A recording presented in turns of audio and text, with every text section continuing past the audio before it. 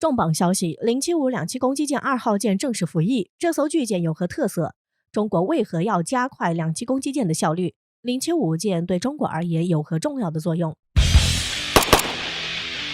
据中文社交媒体消息，就在刚刚，075 2号舰正式服役，入列解放军东部战区。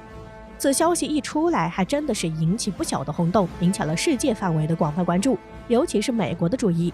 据获悉，075 2号舰名为广西舰，与首舰海南号一样，都是以省级命名，并且舷号为32。在官方的宣传中，075型两栖攻击舰的吨位达到了4万吨，与美国的黄蜂级两栖攻击舰以及美国级两栖攻击舰相当，属于全球前3的两栖攻击舰。随着075 2号舰的正式服役，细心的朋友们就会发现，从时间节点上来看，075型2号舰的下水时间比1号舰晚了约8个月。而075 1号舰海南号在今年4月份服役，且距离下水时间过去了9个月的时间。对于中国075两栖攻击舰的建造速度，让各国网友都不得不发出感叹，速度太快了。此前网友根据推算得出，075 2号舰的下水时间为今年的月底或者是下个月前后，因此大家也都在期待着。现在随着075 2号舰的正式服役，服役时间和此前网友预测时间真的是大差不差，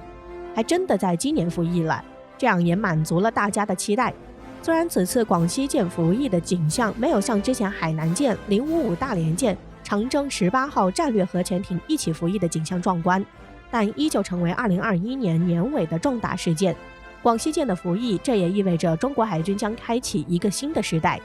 包括广西舰在内的中国075型两栖攻击舰的发展，也让世界见识了中国建造速度。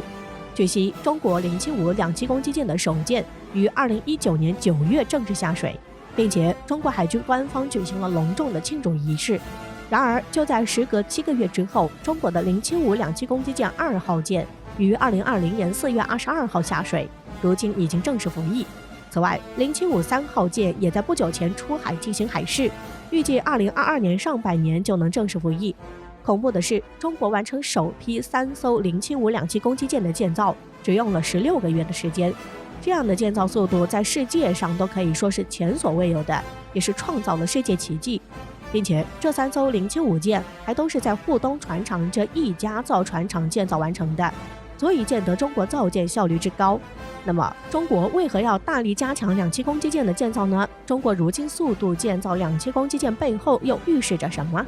有分析认为，在075型两栖攻击舰问世前，中国十分缺乏立体登陆作战力量，缺少两栖作战的舰艇，从而在海上的作战处于被动的状态，所以这也加强了中国对两栖攻击舰的需要，因此也是急切的想要提升海上两栖作战的能力。虽然中国此前就推出了类似的两栖攻击舰的模型，但是却一直没有成型。直到中国的075两栖攻击舰的研制成功，才彻底打破这样的局面，使得中国终于通过不懈的努力，将两栖攻击舰的模型变为了现实。而且中国在两栖攻击舰的发展速度，在世界上也是前所未有的。而在短时间内就造了3艘075舰，也是为了应对当前的局势。近年来台海风波不断，甚至美国专家还提出了一个关键时节点，那就是解放军将会在2025年立志完成国家统一。在这样的背景下，以美国为首的西方也加强了在中国周边海域对中国的抗衡，这也使得中国不得不加快075攻击舰的建设，以便可以应付这样的需要。而且中国此次075 2号舰在中国东部战区服役，并部署在该战区，就可以将台海的东部战区列入监视地区，从而赋予中国东部战区前线部队强大的打击平台支持，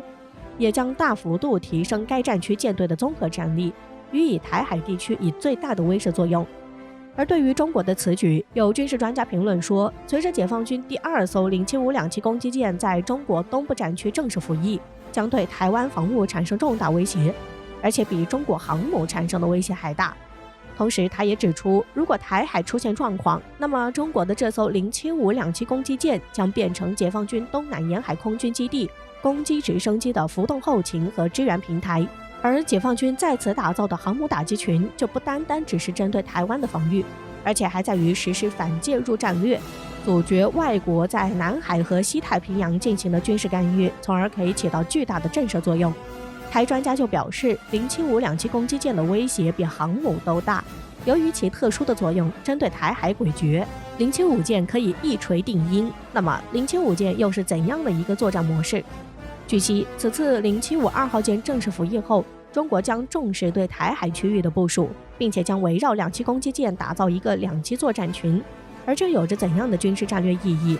据悉，作战群就是以一个主体为中心，而在它的周边配备相应的支持，以此来构筑成最佳舰队，发挥出团体作战的最大优势，从而给敌军以巨大的打击。而打击群本身也体现出了前沿存在、由海向陆攻击的意味。